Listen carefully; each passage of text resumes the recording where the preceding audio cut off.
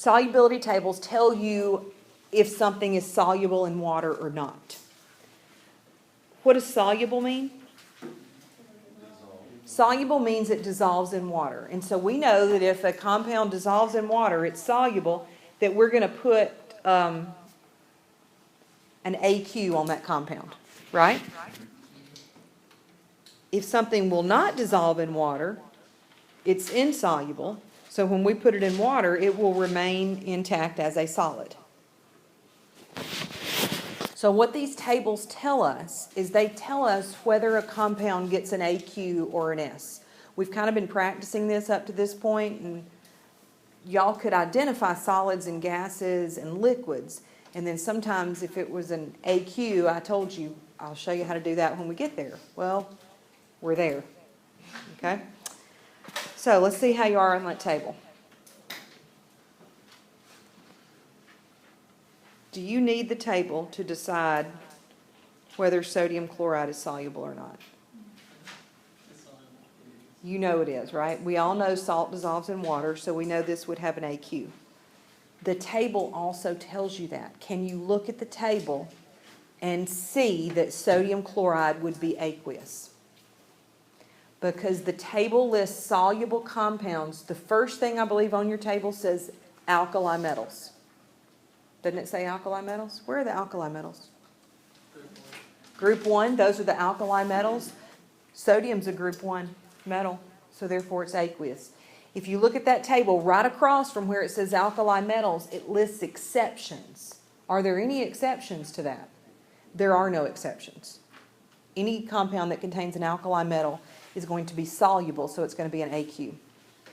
Also, if you look further down that table, do you see where it says chlorides?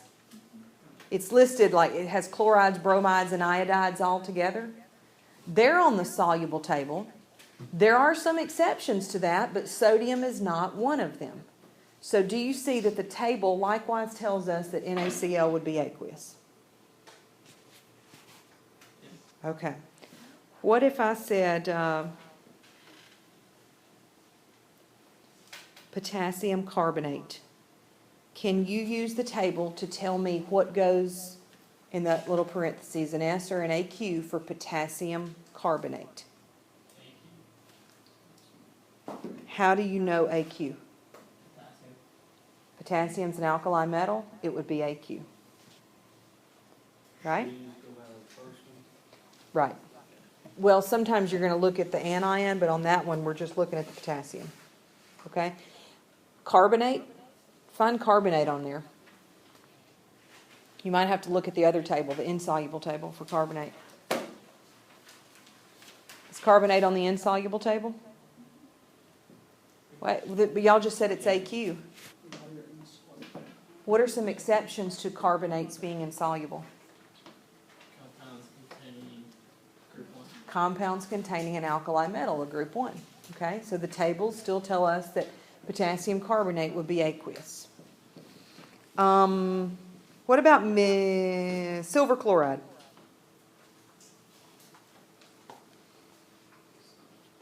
Solid. Do you see from that table that silver chloride would be a solid? It says chlorides are aqueous, but exceptions to that are silver, mercury, and lead. So silver chloride, mercury chloride, lead chloride. Comfortable with the table? We're going to talk about a reaction. Are we done with this table for now? No, we're going to keep using that table. So hang on to that. We're going to do precipitation reactions, also known as double replacement reactions. That probably sounds familiar to you.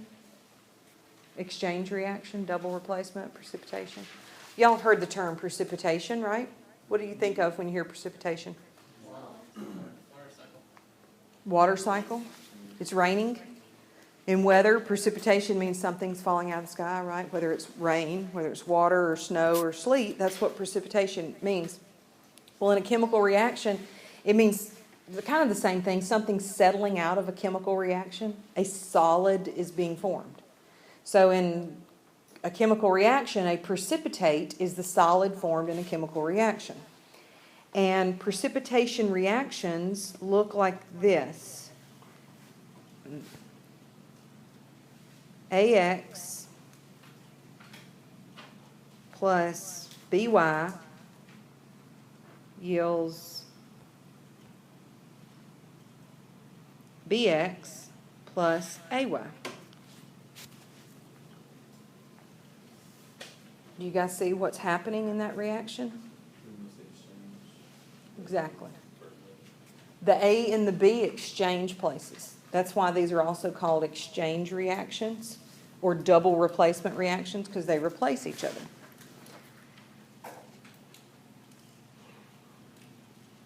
So for our precipitation, we're going to take lead 2 nitrate,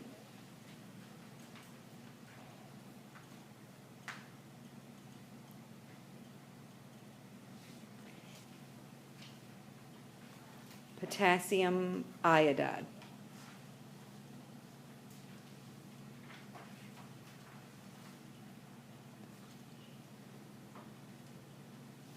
Y'all write those 2 reactants in their chemical formulas.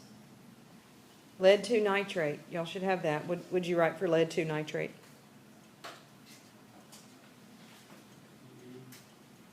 PB?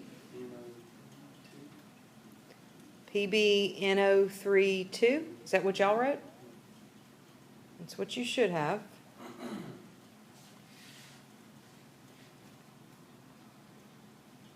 Potassium iodide, what's that formula? Ki?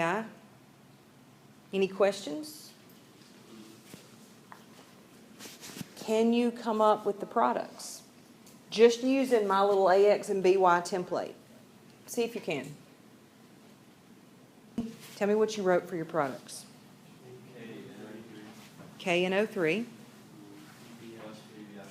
plus PBI2. That's correct. It doesn't matter if you wrote PBI2 plus KNO3. Okay, the order doesn't matter. But that's what you should have as your products. Any questions?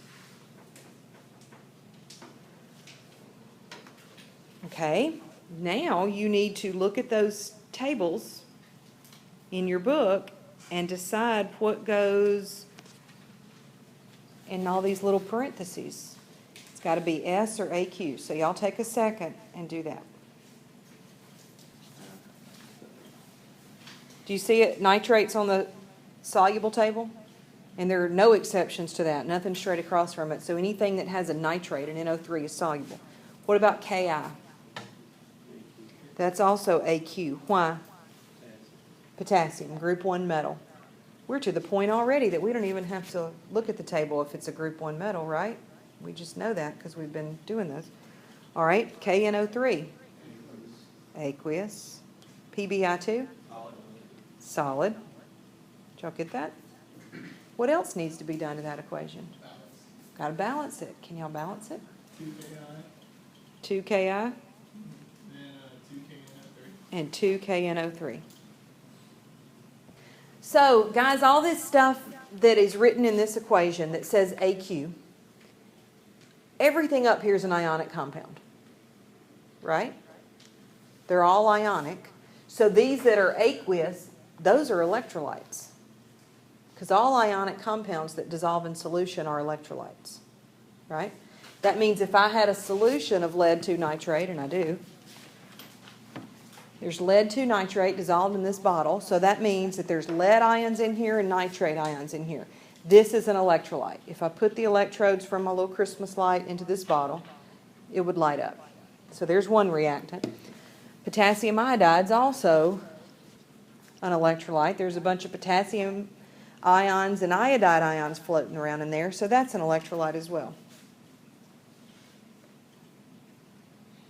You guys try to write the balanced equation, balanced and solid aqueous, identified everything.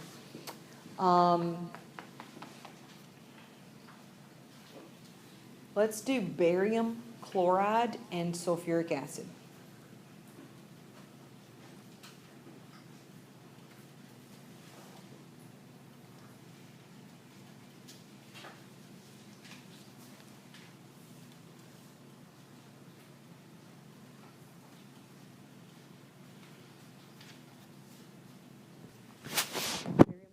AQ or S? AQ. AQ. Sulfuric acid, AQ or S? AQ. Yep. Hydrochloric acid, AQ. Barium sulfate, S. Do you see that it's solid? Barium's an exception. Sulfates are aqueous, but barium is an exception to that. Y'all got that one? So